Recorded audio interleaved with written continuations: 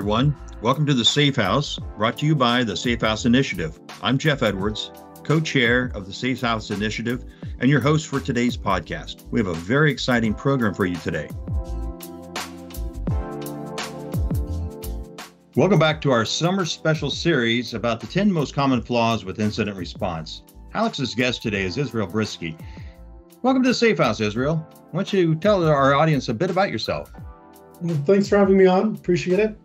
Great to have Israel you. Bryski, 18 years experience in cybersecurity, large banks, small banks, now hedge funds. Most recent 6 years at MIO Partners. We're a fund of funds with about 25 billion assets under management, where I got to build a best-in-class information security team.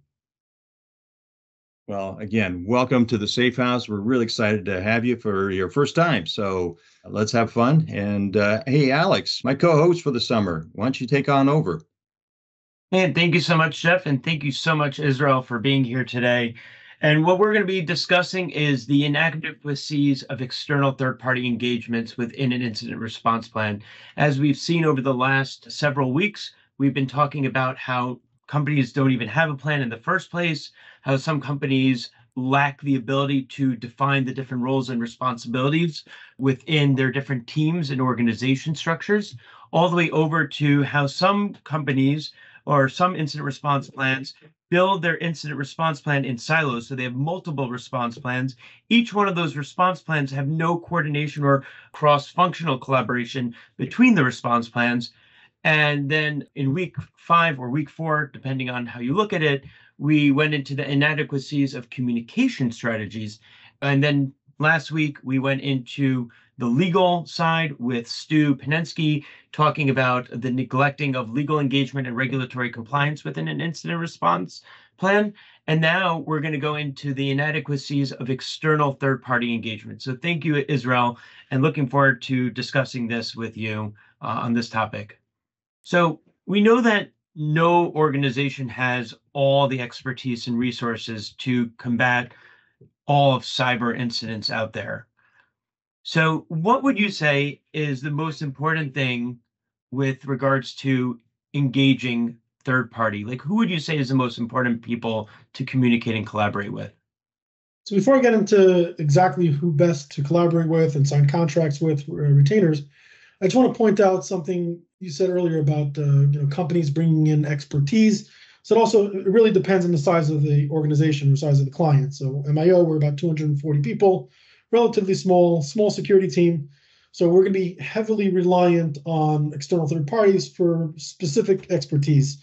Whereas maybe larger firms, bigger banks, global firms, 250,000 employees plus, they'll likely have on staff some of these expertise. They still may sign up with retainers, but I think retainers at that point may not be as important or as critical as it is to MIO. So that said, for MIO, we partner with, there's 4 firms that come to mind that we sign retainers with to help us in the event there's cybersecurity incident or breach and so on. External counsel, so we have an external counsel on retainer. The lawyer that's specifically in our account is well-versed in all things cyber, actually has a technology background, which is very helpful. Crisis communications, we have a firm on retainer for that to help with public relations, crisis comms, dealing with communications with either regulators or our investors or clients. Incident response, digital forensics, we have a firm on retainer for that. And a 4th company is one that we have for ransomware negotiation and payment. In the event, if there's a ransomware event, knock on wood, we haven't had one, but if we do have one, we'd be ready to negotiate with those threat actors through this third-party firm, and they would actually be paying, if they're not able to get the extortion claim completely removed, they'd actually be paying on our behalf. That's so interesting. So you have a lawyer that you have on retainer, you have DFIR, you have crisis comms, and then you have a ransom negotiation firm there. And so I think that's very interesting. I usually hear the first 3. I don't really hear much on the 4th one, the ransom negotiation. Can you talk a little bit more about having that partner as a provider for incident response? It's been great, actually. They're experts in their field. They understand the threat landscape based on investigations that they've worked on over the past however many years they've been in business, which has been quite a few.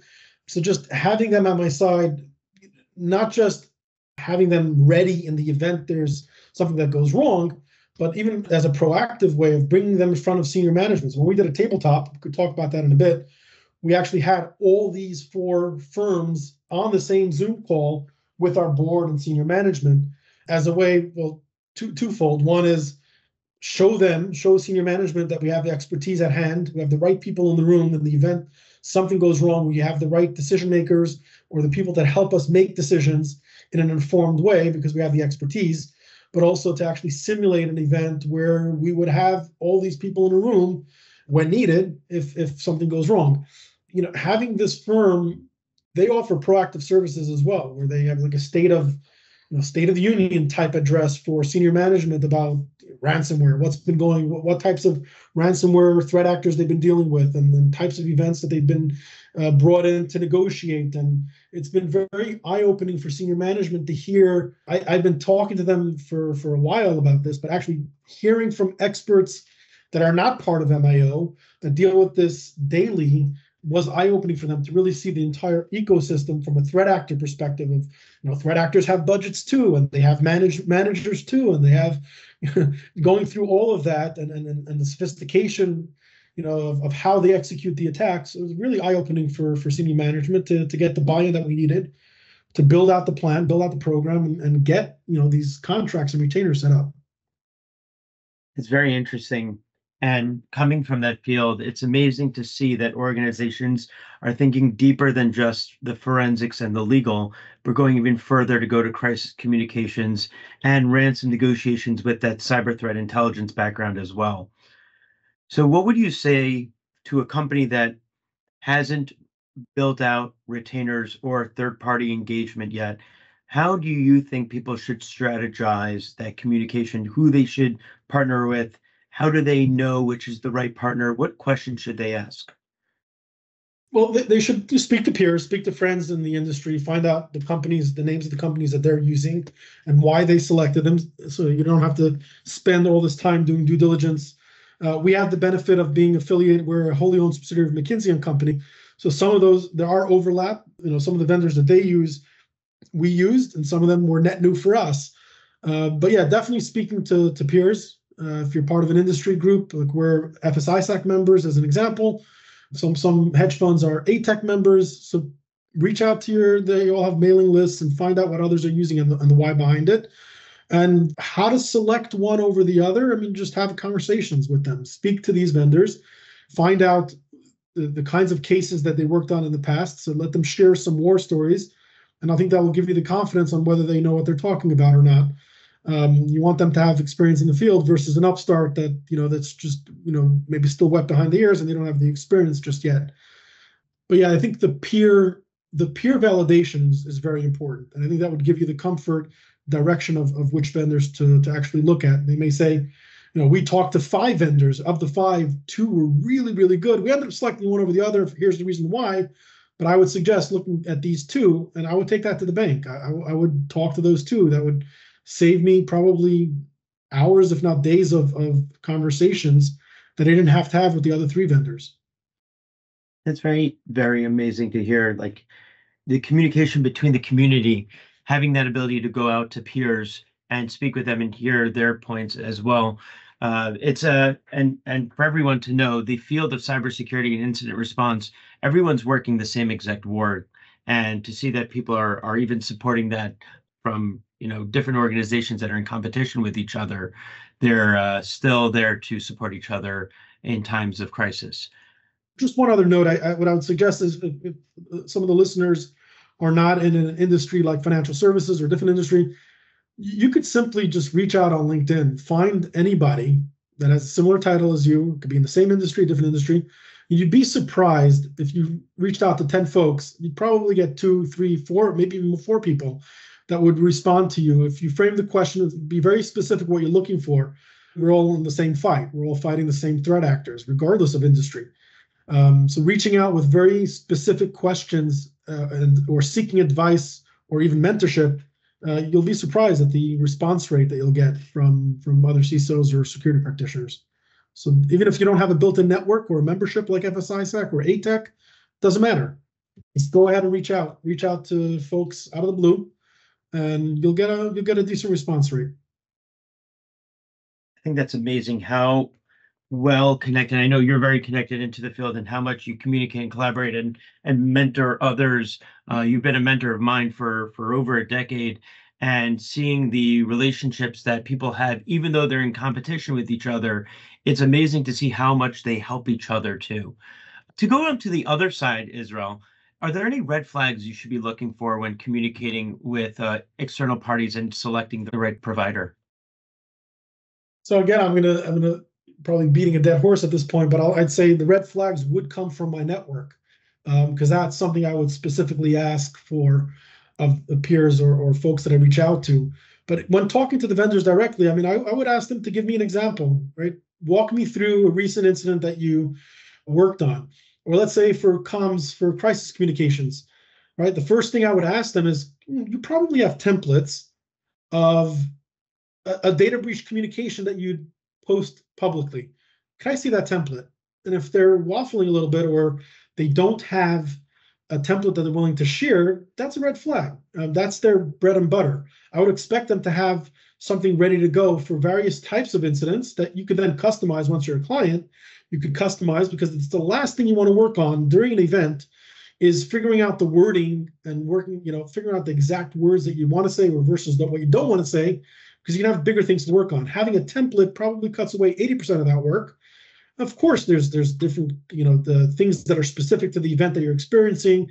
You still have to work with external counsel, internal counsel to figure out what you should and shouldn't be saying. But having that template is getting you 80% of the way there.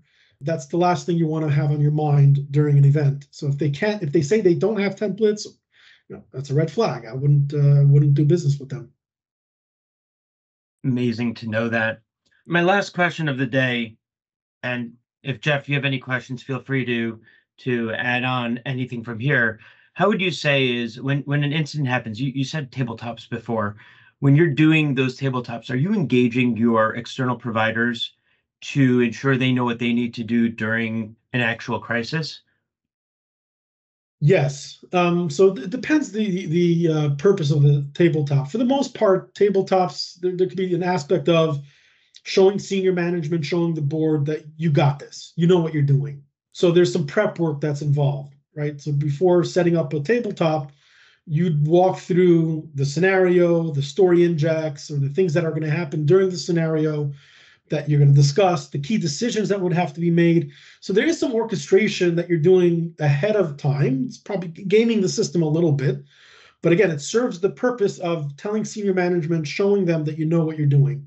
And I'll get to the other purpose of a tabletop in a moment, but for the purpose of showing senior management that you have this, you got it, you know what you're doing, there's some prep work. You'd work with each of these external parties where you have retainers to explain to them what they largely know what their role is. But in this specific scenario that you created, whether let's say it's a ransomware event that went on, and there's 5 different story injects that take the story into 5 different directions as the incident progresses, you tell each one where you expect them to come in and have a point of view. Of course, they're welcome to come into other points if they have something to say, to add value. We encourage them to do that, but largely they know the areas where they're going to come in and discuss their point of view, discuss the actions they're going to take, or the influence they're going to exert on the decision makers within the client, within us and the firm, of which direction we should take.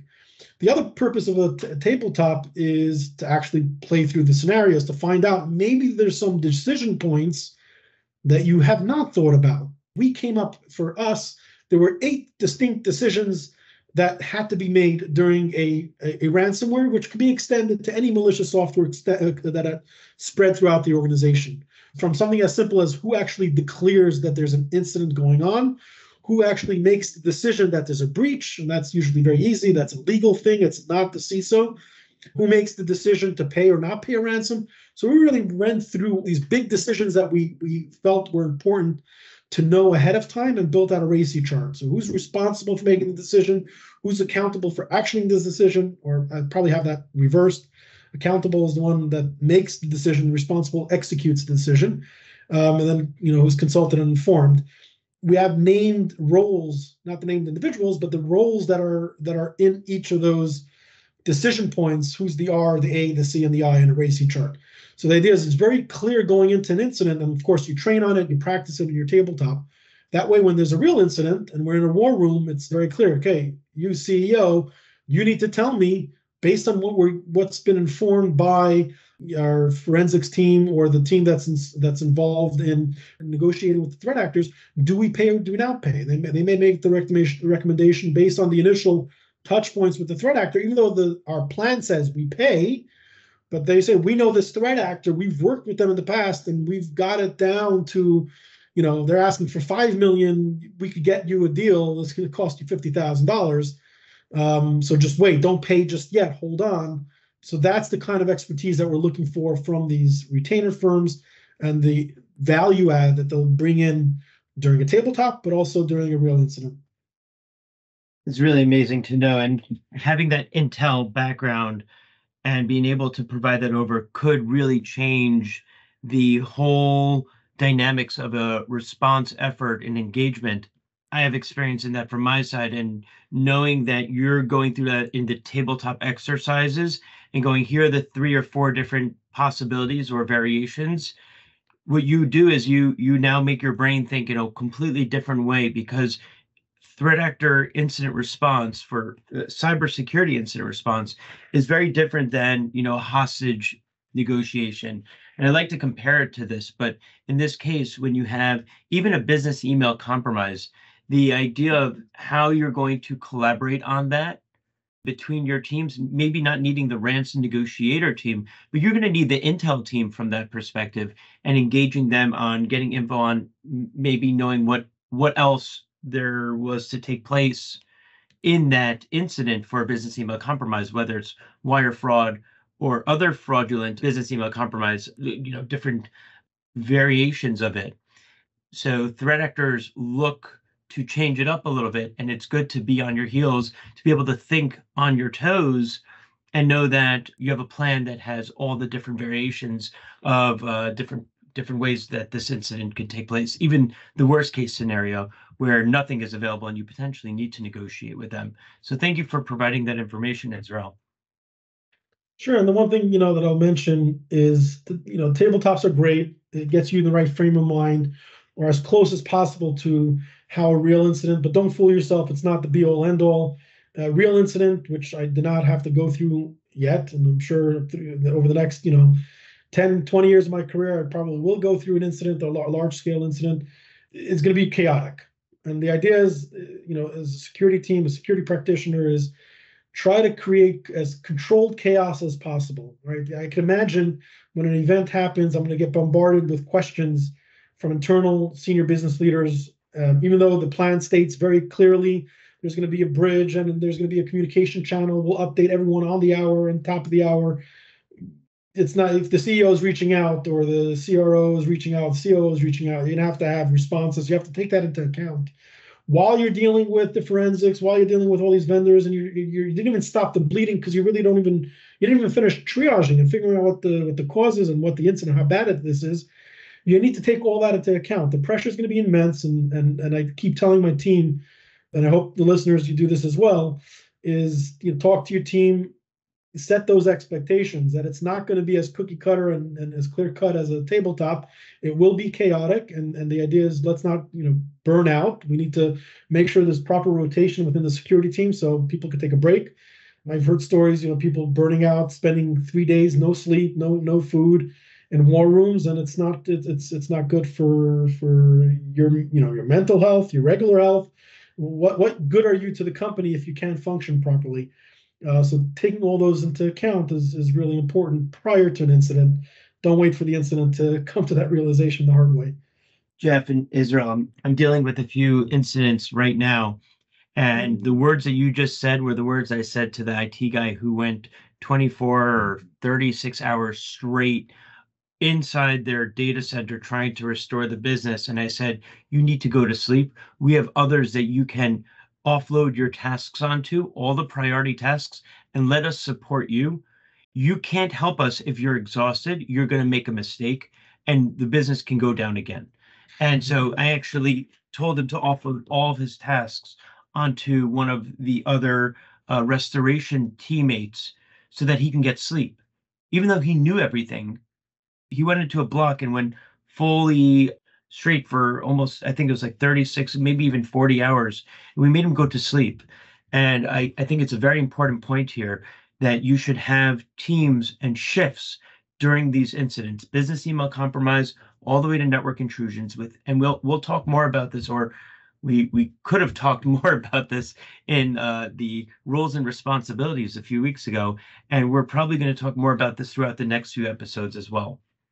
Hey, Alex, great questions, by the way. But, it's interesting, Israel, that I always, in my podcast, not Alex's, but in my podcast, I always ask, insights or one thing you can take away from the conversation. I think I just heard it, and that is it's going to be chaotic to your team, and you got to pace yourself. That was a great insight that I picked up.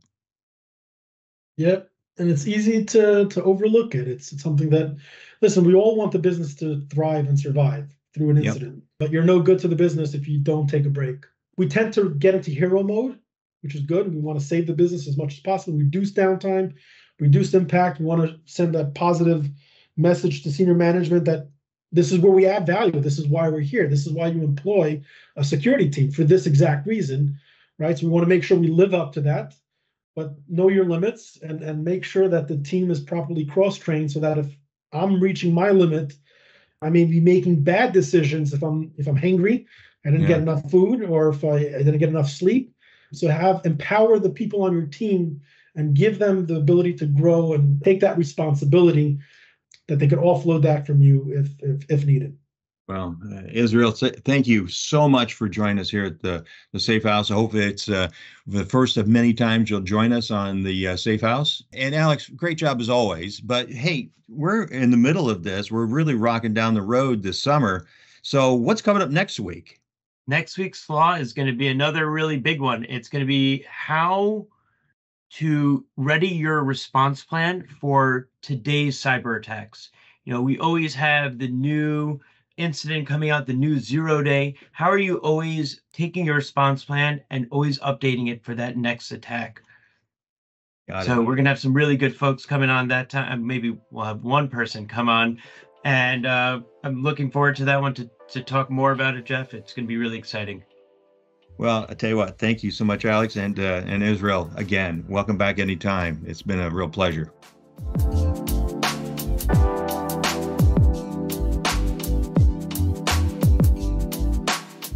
That's our podcast for today.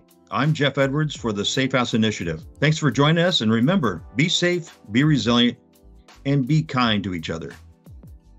For more information about the SafeHouse Initiative, please use your mobile device to scan the QR code on the screen, or send us an email at info@safehouseinitiative.org, or visit us on our website, safehouseinitiative.org. We look forward to hearing from you.